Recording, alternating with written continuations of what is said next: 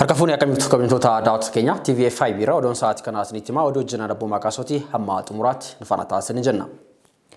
Dubbii himaan ministeera dhimma alaa Itoophiyaadha ambaasaadar Diinaa Muftii ibsa torbee miidiyaaleef kennaniin lammiileen Saudi Arabiyaatti dararaa mana hidhaa keessa jiran gara biyyaatti deebisuudhaaf akka ta'es ibsaniitii jiru. Uudii Musaadha bal'insaa akka ta'anitti qindeesseera. Dubbii himaan ministeera dhimma alaa ambaasaadar Diinaa Muftiidhaan haala wayitawaa yeroo ilaalchisuun ibsa torbaanii miidiyaaleef kennaniin lammiilee Saudi Arabiyaatti haala rakkisaa keessa jiran gara biyyatti deebisuuf qophiin duraa xumuramuu himanii kan jiran yoo ta'u yaa'ii waliigalaa dhaabbata mootummoota gamtoomaniitti dhimma Raashiyaatii fi Yuukireen ilaalchisee taa'ame irrattis Itoophiyaan teessoo duwwaa taasisuun isheedhaan murtee dippiloomaasiitiif ta'uu kaasaniiti jiru.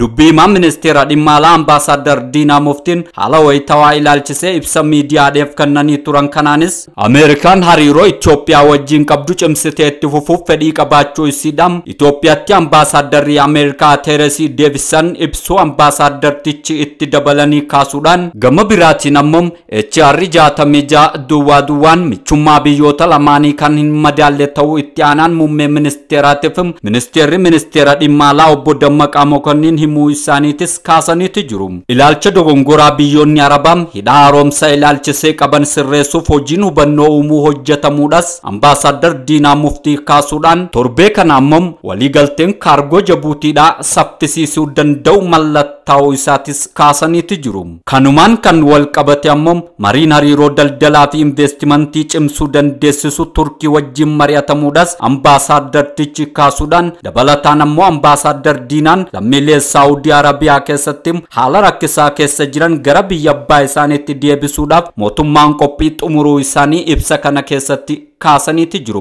Haa ta'u malee garuu lammiiwwan kunniin erga gama biyyatti deebisuuf hojjetamaa jira jechuudhaan mootummaan dubbachuu jalqabe asittis sochii gama biyya abbaa isaaniitti deebisuuf qabatamaan taasifamaa jiru gama isaaniitiin argaa akka hin jirreef azaaba mana hidhaa gammoojjii biyyoota Arabaa keessatti gubachaa jiraachuudha gama miidiyaalee hawaasaa garaagaraatiin komachaa jiru.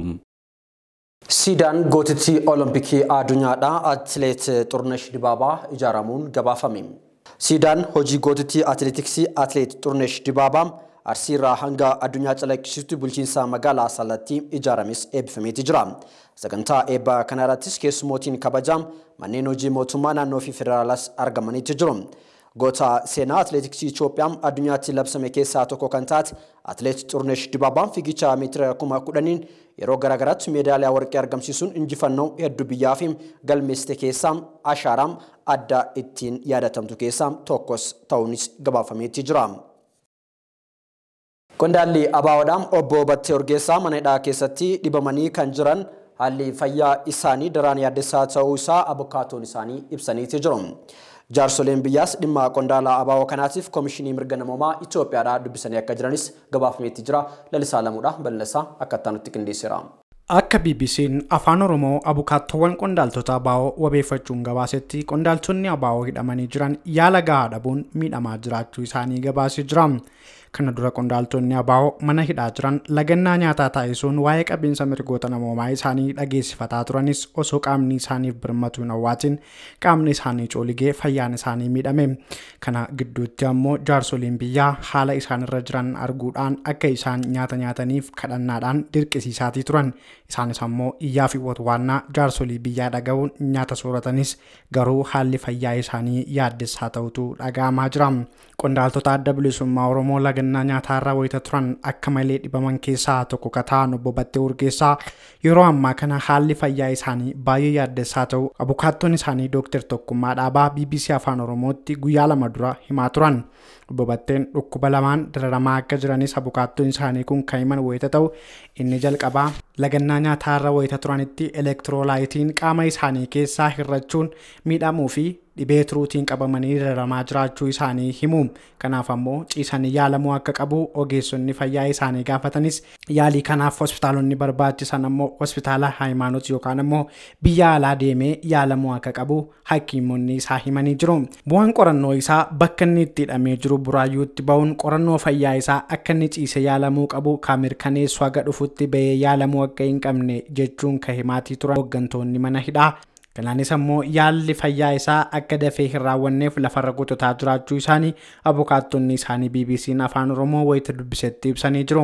Obbo Battee Urgeessaa qofa osoo hin taane waayilaan isaanii hedduun dhibamanii akka jiranii fi akkasumas immoo haalli qabiinsa mirgoota namoomaa isaanii daran yaaddessaa ta'uu abukaattoon ni ibsa.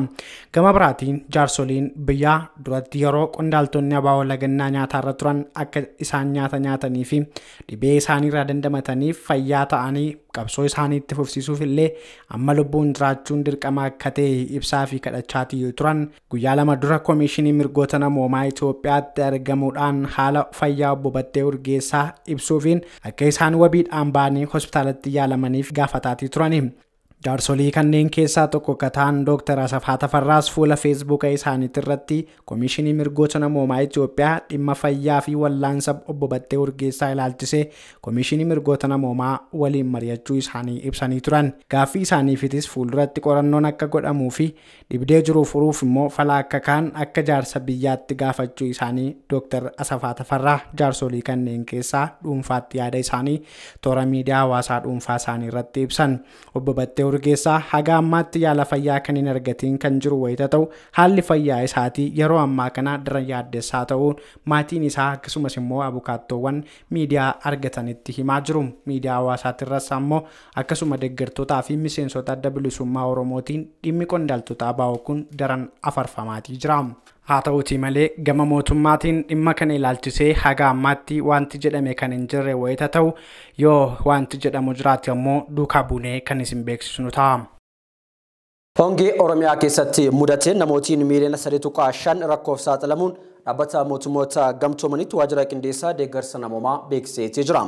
Namoonni 100,000 fi 75,000 Itoophiyaatti qeerraa buqqa'uu akka danda'us akeekkachiisee jira. Beenyaa Shiramuudha bal'asaa qaba. Sababa hongee Oromiyaa keessatti mudateen namoonni miiliyoona 3.5 ta'an kanneen miiliyoona 1 caalan Harargee Bahaa fi Lixaa dabalatee rakkoof saaxilamaniiru jedha dhaabbata mootummoota gamtoomanitti waajjirri qindeessaa dhimmoota deeggarsa namoomaa. Naannoo Oromiyaatti aanga'oonni bulchiinsa mootummaa miidhaa hongeen geessisaa jiru furuuf akkasumas namoota sababa hongeen miidhaman miiliyoona 3.5 ta'an deeggaruuf karoora xumurreerra jechuu isaanis dhaabbatichi himeera. Dabalataanis sababa hongee naannoo Oromiyaa Gujii Lixaa itti fufeen lubbuun daa'imman 27,000 olii fi dubartoota 22,000 ta'an eegumsa gahaa barbaadus jedheera dhaabbatichi. Aanaalee Harargee Bahaa fi Lixaa 21 keessatti rakkoo hammaataa keessa jiranii kanneen dhiyeessii bishaanii konkolaataatiin harka 70 barbaadanii fi yeroo ammaattis godinaalee lamaanitti deeggarsa tattamaa dhiyeessa bishaanii konkolaataa fe'umsaa 42 ol barbaadan kanneen miiliyoona 1 ol ta'an kan dabalatudhas jedhameera. Hongee mudate kanaan Harargee fi Harargee Bahaa manneen barnootaa 334 keessatti barattoonni 300,000 hanqina bishaaniif kan saaxilaman yoo ta'an Aanaawii Guddinaatti immoo manneen barnootaa 40 ta'an sababuma hongee kanaan cufamanii jiru. Godinaalee Harargee lamaan keessatti du'aatiin beelladootaa akkaan dabalaa akka jiruu fi beelladoonni 777 ta'an ammoo godaansaaf saaxilamaniiru. Lakkoofsi namoota rakkoo kanaan miidhamanii akka dabaluu fi maatiiwwan hedduun bishaan nyaataa fi marga beelladootaa barbaaduuf godaansa akka itti fufantu eegama. Hanga baatii gurraandhalaattis roobni eegamaa ture utuu hin roobiin hafuu isaatiinis rakkoon kun caalmaattuu akka hammaatu ta'aa jira. Deeggartoonni deeggarsa namoomaa taasisan naannolee haalaan miidhaman keessatti deeggarsi isaanii dabalaa jira. Haa ta'u malee lubbuu beelladootaa dhumaa jiran baraaruu fi jireenya hawaasaa rakkoo jalaa oolchuuf humnaa fi deeggarsa ariifachiisaa akka barbaachisudha dhaabbatichi kan beeksise. Gama biroon immoo hongeen gaanfa Afrikaa kun ammallee xiyyeeffannoo jabaa akka barbaadu dhaabbanni mootummoota gamtoomanii cimsee akeekkachiisee kan jirudha. Dubbii himaan dhaabbata mootummoota gamtoomanii Steven Dujarric waayilaan isaanii gargaarsa namoomaa wabeeffachuun akka jedhanitti Itoophiyaa keessatti sababa hongeetiin kan ka'e namoonni 175,000 ammallee dabalataan qe'ee isaanii gadi lakkisuudhaaf akka dirqisiifaman ibsaniiru. Dubbii michi ibsa kaleessa kennan kana keessatti sababa hongee kanaan beelladoonni miiliyoona 1.5 du'uu akka danda'an dubbachuun isaanis gabaafameera. Dhaabbanni isaanii fi gargaartonni biroon sochii taasisaniin namootan miiliyoona 2.7 ol ta'aniif gargaarsa midhaan nyaataa kennuu isaanii kan dubbatan yoo ta'u, ji'a guraandhalaa keessa nyaanni fi qorichi meetirik tooniin 120 ta'u warreen miidhama irraa dandamachuu qabanii fi ijoolleewwan nyaata gahaa dhabuudhaan gaagaamaniif qoodamaniirus jedhan. Balaan hongee kun biyya ollaa Itoophiyaa kan taate Somaaliyaas miidhuu isaa kan ibsan dubbii himichi dhaabbata mootummoota gamtoomanii kun namoonni miiliyoona 4.5 rakkina hongeetiif saaxilamuu isaanii fi namoonni 600,000 fi 70,000 bakka jireenyaa isaaniirraa buqqa'uu isaanis dubbataniiru. Somaaliyaa keessatti namoota rakkina hongeetiif saaxilaman keessaa miiliyoonni 1.4 kan ta'an ijoolleewwan ta'uu isaanii fi lakkoofsa kana keessaa immoo walakkaan ijoolleewwan umuriin isaanii waggaa 5 gadii akka ta'an dubbii himaan kun ibsaniiru. Lammiilee Somaaliyaa rakkina hongeetiif saaxilaman miiliyoona 5.5 gargaaruudhaaf deeggarsi doolaara biliyoona 1.5 akka barbaachisu karoorfamus kan hanga ammaatti argamuu danda'e garuu isa barbaachisu keessaa 3.3 qofa akka ta'es hubachiisaniiru. Godina Wallaggaa Ba'aa aanaa Guutoo Giddaatti qindoominni mana murtii fi waajjira aadaa fi turizimii aanichaatiin manni murtii aadaa hundeeffamuu gabaasni waajjira kominikeeshinii aanaa Guutoo Giddaa ibseeti jira. Taganya daaqaan ammoo bal'inaa akka ta'utti qindeesseera. Manni murtii aadaa haqa uummataa adeemsa aadaa fi sirna gadaa Oromoon hiiku keessatti iddoo olaanaa waan qabuu fi karaa safuu fi haqa uummataa giddu galeessa godhateen hojjechuuf qooda guddaa kan qabudha. Duudhaa uummanni Oromoo ganamaan qabu suni rakkoo isaa duratti jaarsummaan hiikachaa dhimma isaa araaraan mari'atee furataa kan ture ta'uunsaa ni yaadatama. Kanarra ka'uuni mana murtii aadaa yeroo ammaa kana bakkeewwan adda addaatti hundeeffamaa jiru. Bu'uuruma kanaan godina Wallagga Ba'aa aanaa Guutoo Giddaattis manni murtii aadaa hundeeffamee jira. Mana murtii idilee waliin yoo wal biraa madaalamu loogiirraa bilisa ta'uu fi isa olaanaa ta'uu itti gaafatamtuun waajjira aadaa fi turizimii aanaa Guutoo Giddaa kan ta'an aadde Tigist Taaffasa akkasiin ibsu. Mana murtii aadaa kana yeroo hundeessinu akka naannoo keenyaatti akkuma isin beektan mana murtii idilee gaafa dhaqu namni birriidhaanis bitamee ragaa sobaa namarratti hin ba'a. Ragaa sobaa hambisuuf illee iddoo olaanaa qaba jechuudha. Kana hambisuuf immoo hawaasni keenya akka naannoo isaatti aadaa naannoo isaa jiruun jaarsa of keessaa filatee mana murtii hundaa'u kanarratti dhimma isaa itti siqeenyaan itti himatee nama naannoo isaa beeku, nama aadaa isaa beeku, nama safuu isaa beeku yoo itti himate rakkoo salphaaf illee baasii hin malleerraallee akka uummanni keenya hin saaxilamne baasii hin malleef akka hin saaxilamneef illee hambisuu fi bu'aa qaba jechuudha. Labsii mootummaan naannoo Oromiyaa baasee lakkoofsa 240 muraa bara 2013 irratti hundaa'uun manni murtii aadaa hundeessuun rakkoo dhaqqabummaa uummataa kan mirkaneessu ta'uu pirezidaantiin mana murtii aanaa Guutoo Giddaa kan ta'an Boo Fallaqee Gaaddisaa wayita mana murtii aadaa kanaaf beekamtii kennan akkas jechuun dubbatanii jiru. Harka qalleeyyiin baay'een miidhaan irra ga'eetu jiru, rakkoon adda addaa isa qaqqabeetu jiru. Sababa qarshii hin qabneef waa ittiin barreessu inni qarshii qabu inni qabeessa ta'e amma danda'ame deemee kiiloomeetira amma kana jechuudha falmatee gara haqa argachuutti deemuu danda'a. Garuu labsiin kun fallisaa maalidhaa tokko dhaqqabummaa uummata keenyaa mirkaneessuudha jechuudha. Duudhaa uummanni Oromoo qabu. Kanaan duras uummanni keenya dhimma isaa jaarsaan hiikkachaa tureera. Hawaasni manni murtii aadaa kun hundaa'uun isaatti kan gammadanii fi rakkoo mana murtii idilee duraanii keessatti isaan mudachaa tures akkasiin ibsu. Kanaan dura ragaa sobaadhaanii haqxii dhokataa ture. Mana baalangaatti mana poolisiitti dhiyaatu ragaan sobaan dhiyaata. Ragaan sobaa kun immoo waan qabatamaa lafarra jiru qabeenya namaa liqeeffachuudhaan horii namaa hatuudhaan maasii namaa keessa olii gaddeemuudhaan waan gurguddaa godhamu kana ragaa qabatamaa dhabuudhaan namni boo'aa gaddaa hafeera. Amma garuu kun kakaa aadaatiin hundaa'ee dhugaa kana bakkeetti baasee isa miidhame sana waan kiisu gumaallee akkaataatti araarfamu. Beenyaan akkaataatti kaffalamu haala waan mijeessee fi kun uummata keenyaaf faayidaa guddaadha. Aadaan kun nu dhaabachuun nuuf harka qalleessaaf dubartiif baay'ee gaariidha. Warra waan qabneef inni qabu qabeenya isaadhaan lafa barbaade ga'ee waan murteeffatu murteeffata. Inni hin qabne nuni garuu amma aadaan kun nu dhaabachuun nuuf baay'ee gaariidha nu deeggara. Xumurarrattis jaarsoliin filataman karaa safuu fi aadaa hawaasichaa eegeen kan hojjetan ta'uu abbootii gadaatiin waadaa galanii jiru.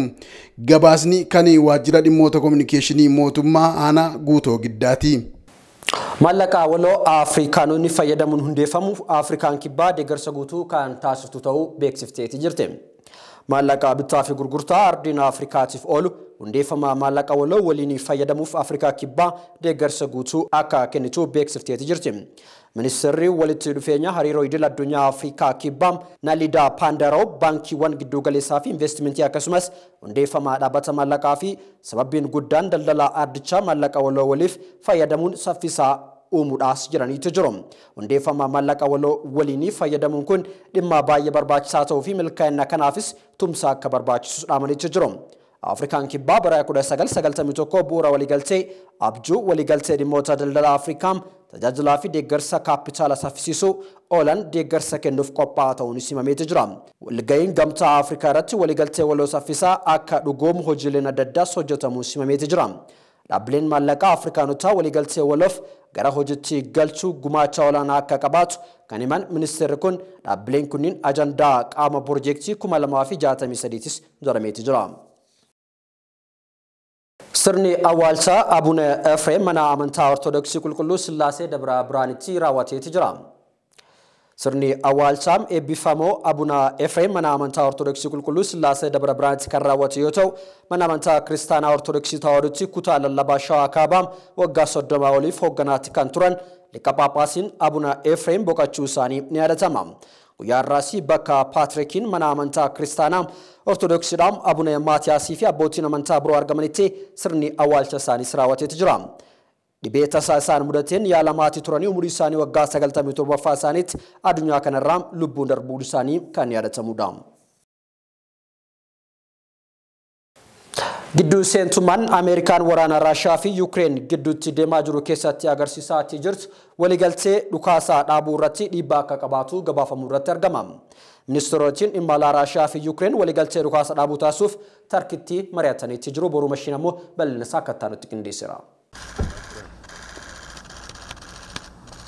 Waraanni Raashiyaan akka weeraraatti Yuukireen irratti bantee torban lama lakkoofsiiseeti jira. Tilmaama Raashiyaan weerara ittiin jalqabdeen ammoo dubbiin waan deemaa jirtu hin fakkaattu. Akka xiinxaltoonni jedhanitti ammoo pireezidaantii Putiin herrega dokonkoraa gaafa COVID-19 qabamanii dallaciisan hojjetaniini Yuukireen irratti waraana bananii akka hantu kasaaree jira jedhu. Herregni pireezidaantii Putiin waraana ittiin eegalan ammoo kallattii tilmaamameeni deemaa hin jiru fakkaata. Lammiileen Yuukireen ammoo birmadummaa biyya isaaniitii fi haga isaanirraa eeggamuun olitti falmataatii jiru. Tuffirratti tuffeeraa dadhaleen ammoo mammaasa Oromooti. Putiin mul'amuu fi godhatee millaacii niwukilaaraa harkisee waraana addunyaa sadaffaa kaasuu mala sodaan jedhusi jalqaba waraanni itti jalqabe irra amma haalaan dabaleetii jira. Gareen basaastota United Kingdom fi Ameerikaa ammoo ammatti mallattoon sodaan niwukilaaraa hin jiru jedhu. Garuu ammoo pireezidaantii Putiin murtee maraattummaa tanas fudhatuu fi dhiira duuba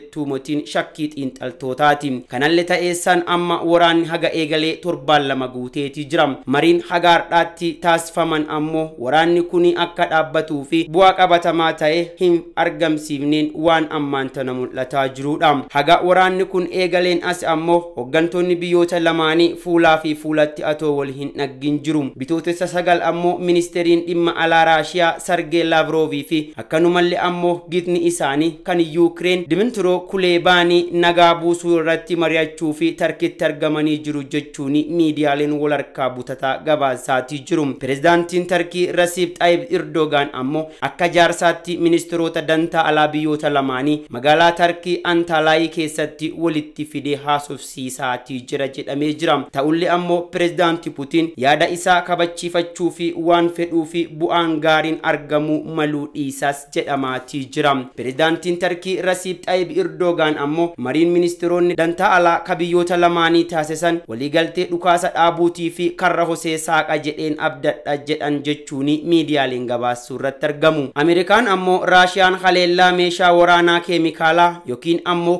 baayoloojikaalaa Yuukireen irratti banuu fi karoorsaa jiraachuu hin ooltu jechuun hundi kennaayyuu ammoo hordofuu qabna jechuun yaaddoo qabdu himteeti jirti. Pirees sekreetariin mana adii siyaasni Ameerikaa keessatti tolfamu Jeen Saakin ammoo Raashiyaan Ameerikaanii Yuukireen keessaa mana yaalii meeshaa waraanaa baayoloojikaalaatii fi gabbisa meeshaalee keemikaalaa qabdi jettee wanni haasoftu amaaddaa fuula hantuutii qubanaa qabaadhaa jetteeti jirti. Yaanni Raashiyaan jettu kun ammoo waanuma ifii raawwatuu fi feetuudha jechuun pirees sekreetariin White House Jeen Saakin dubbatteeti jirti. Gama kaaniin ammoo qondaalli Ameerikaa maqaan isaanii akka dhawamu hin barbaanne loltoonni Yuukireen loltoota Raashiyaatiin 5,000 haga 6,000 galaafatamaniiti jiru. Loltoonni 15,000 haga 18,000 ta'an ammoo madaa'aniiti jiru jechuun ibsuun isaa ammayyuu Ameerikaan dubbii qabbaneessuu fi akka fedhii hin qabne agarsiisa jechuun michoonni Raashiyaa himaatii jiru. Gatii boba'aa sababa waraanaatiin ol ka'e gadi buusuuf ammoo miseensa biyyoota boba'aa biyya alaatti erganii keessaa tokko kataate United Arab Emirates oomisha boba'aa akka dabaltu beeksisteeti jirti. Murtee United Arab Emirates kana hordofee ammoo gatiin boba'aa salphaa Brent